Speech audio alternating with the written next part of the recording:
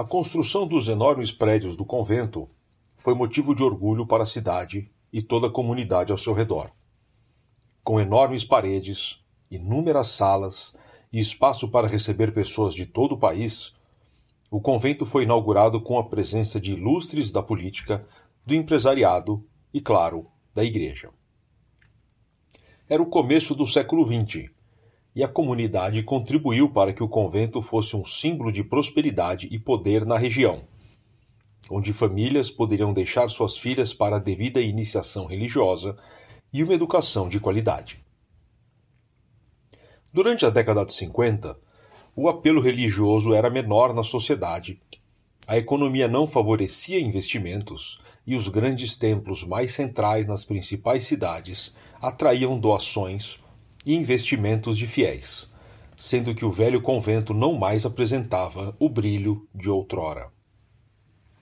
O clima entre as freiras, as noviças e as estudantes era tenso, pois vez por outra notícias do fechamento do convento circulavam nos corredores, sempre sendo negadas pela Madre Superiora. Com o passar dos anos e a constante diminuição dos recursos financeiros, a manutenção foi sendo diminuída e alguns sinais de decadência surgiram nos velhos prédios.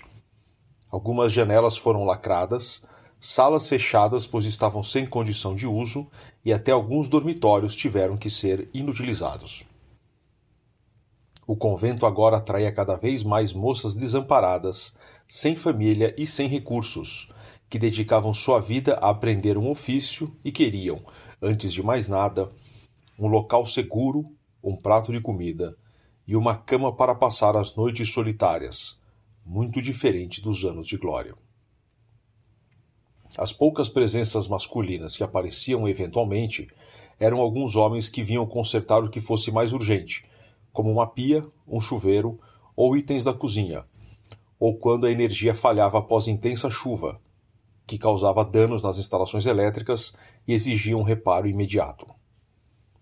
Muitas vezes não recebiam nada por isso, e faziam dentro do maior espírito religioso. Vez por outra, um médico da cidade também passava por lá, para cuidados mais urgentes, mas suas visitas eram cada vez mais espaçadas. Um dos lugares que mais sofria com a falta de manutenção e cuidado era o campanário. Localizado no topo do prédio principal, antes com vários sinos que repicavam em dias de festa e grandes celebrações, contava com apenas um sino em condição de tocar e que quase nunca era ouvido. Subir as escadas degradadas pelo tempo, e algumas até já sem corrimão, era uma aventura que poucos arriscavam fazer.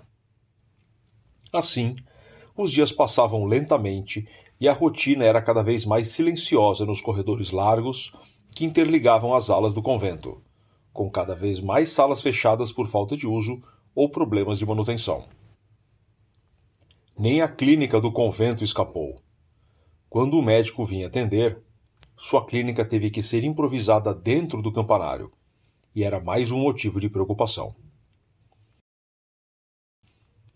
Em uma noite particularmente silenciosa, a Madre Superiora subiu até o campanário e só saiu na manhã seguinte. Poucos perceberam isso, mas quando foram novamente até lá, viram que a porta dupla que dava acesso ao campanário havia sido trancada. Não apenas com uma chave simples, mas com uma forte corrente e um cadeado, que mostrava que a entrada não era mais permitida a ninguém. Algumas freiras mais velhas foram perguntar o motivo, mas a madre usou de sua autoridade para dar explicações vagas e reiterar que a entrada a partir de agora era proibida para todos. Durante as primeiras semanas, nada de estranho aconteceu, mas aos poucos começaram a correr notícias pelos corredores. Ouviam-se choros, barulhos estranhos vindo do campanário, especialmente à noite. Quanto mais questionavam a madre, mais ela se calava e se fechava. Na próxima visita médica, o campanário teve que ser aberto para que o médico pudesse atender a quem precisasse de auxílio. As poucas que subiram até lá se depararam com paredes improvisadas logo na entrada, e tinham acesso somente ao espaço da clínica. Todo o resto estava lacrado e não se via mais nada. As notícias sobre a estranheza do acontecido ali foram aumentando. Também os choros foram se transformando em gritos, arrastar de móveis e barulhos sem explicação. Somente a madre acessava o campanário alguns dias do mês, em horários cada vez mais diferentes, entrando e saindo rapidamente algumas vezes, em outras passando mais de um dia lá dentro. Sua sisudez aumentava cada vez mais, e o seu silêncio perturbador fazia com que ninguém mais perguntasse sobre os fatos estranhos. As pessoas passaram a se referir ao fato somente como o campanário. Uma sigla para trocar impressões dos fatos, tentar explicar o que acontecia e até inventar teorias estranhas sobre a madre e seu segredo, que já durava anos. A cada visita médica, que acontecia cada vez mais raramente, o que se via era que o pequeno espaço que era permitido acesso estava cada vez mais decadente, com marcas de abandono por todo lado. O estranho é que nessas raras oportunidades, as pessoas corajosas ou muito necessitadas, que subiam até o campanário para serem atendidas, nada ouviam de estranho, além do descaso com a manutenção. A presença sempre alerta da madre nesses momentos inibia quem quisesse espiar mais, mas aparentemente nada havia de estranho ou inusitado no local que explicasse os barulhos noturnos. Em uma noite chuvosa e fria, a madre subiu as escadas, entrou e trancou a porta atrás de si, como fazia sempre que subia até o campanário. Nesta noite, todos no convento ouviram gritos assustadores, choro de desespero, barulho de móveis sendo arrastados e rezas incompreensíveis. Isso durou quase toda a noite, e assim como começou sem aviso, acabou de repente, e o silêncio durou até de manhã. Ninguém teve coragem de sair de seus quartos esta noite, e somente o chamado para a reza matutina deu coragem para que todos saíssem ressabiados de suas camas e fossem até a capela. Todos notaram a ausência da Madre Superiora, fato muito raro nesta reza. O dia continuou com comentários a todo momento sobre a noite passada. No dia seguinte, nada se escutou vindo do campanário, e a Madre Superiora também não foi vista. Isso já acontecera no passado, com ela ficando alguns dias trancada no campanário sem aviso. Mas depois de uma semana resolveram subir as escadas e ver o que poderia ter acontecido. A porta estava trancada por dentro. Bateram várias vezes e chamaram pela madre, mas ninguém respondeu nem abriu a porta. Mais algumas semanas de silêncio se passaram e o desconforto com a situação era geral. Resolveram arrombar a porta e ver o que tinha acontecido lá dentro. Um pequeno grupo de freiras subiu com ferramentas e conseguiu, com certo esforço, arrombar a forte corrente que trancava a porta. Já dentro do campanário, perceberam pela primeira vez que haviam sido construídos vários cômodos como de uma casa, com paredes e portas, todas trancadas. O estranho é que algumas estavam trancadas por fora e outras por dentro. Foi aí que começou o horror. Um longo corredor com 4 portas, decorado como de um casarão mal assombrado, com as portas de um lado lacradas de forma definitiva e as do lado esquerdo trancadas por fora.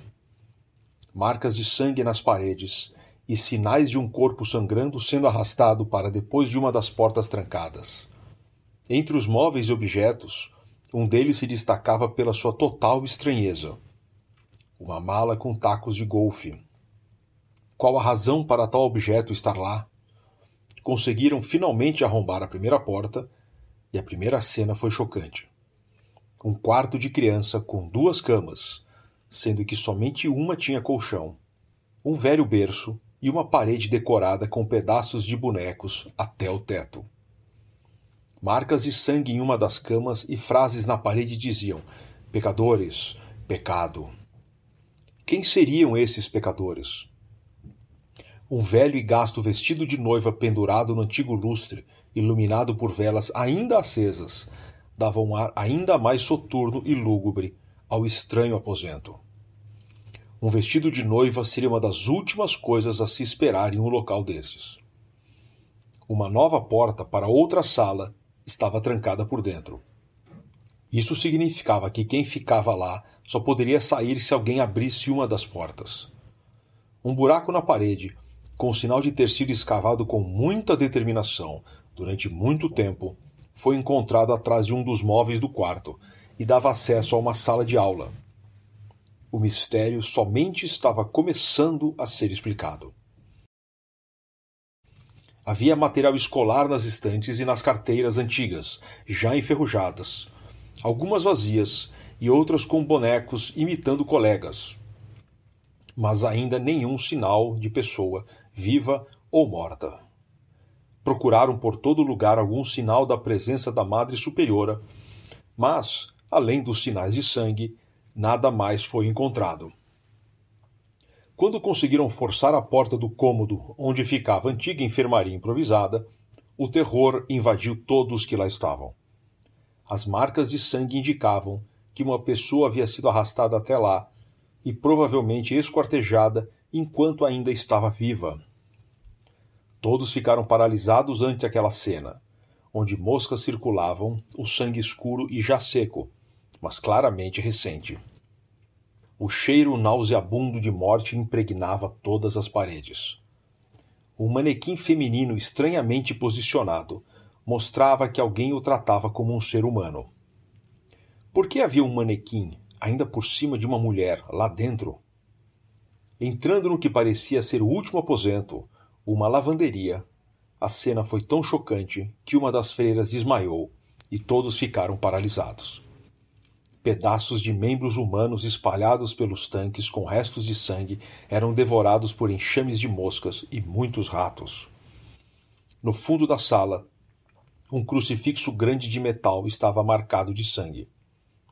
Ao lado dos tanques jazia o corpo de uma adolescente esquálida, com marcas de violência por todo o corpo e muitas manchas de sangue pela surrada roupa. Ante tal cena, todos trancaram como puderam todas as portas internas e externas do campanário e desceram rapidamente as escadas. Providenciaram a retirada dos restos mortais da adolescente e identificaram que os pedaços humanos retalhados eram da velha Madre Superiora. Em uma visita cuidadosa com lanternas, encontraram frases estranhas nas paredes, um diário da Madre Superiora com relatos perturbadores e arrependidos, e também um diário de adolescente, escondido em um nicho da parede atrás da velha televisão que não mais funcionava. Lendo esses escritos, souberam que a Madre Superiora tivera uma filha em segredo e resolvera transformar o antigo campanário em uma casa para esta filha viver, escondida do mundo. Apesar dos esforços da madre em tratar a filha sempre como uma criança, como forma de manter a situação controlada, a chegada da adolescência e seus questionamentos e anseios colocou tudo a perder. A necrópsia da garota revelou que ela estava grávida, mas não se sabe exatamente se foi isso que desencadeou tão trágico desfecho. Mas a verdade é que a garota, em um acesso de fúria, partiu para cima da mãe e só parou quando não havia mais nada a ser feito. Depois disso, sem saber o que fazer, nem a quem recorrer, vagou pelo campanário pelos seus últimos dias, até morrer de fome e abandono ao lado dos restos retalhados da mãe. A mudança do convento para outro local foi providenciada rapidamente, e o velho campanário foi lacrado para sempre, como uma prova eterna e desconhecida do amor infinito e sacrifício imenso que uma mãe é capaz de fazer por uma filha.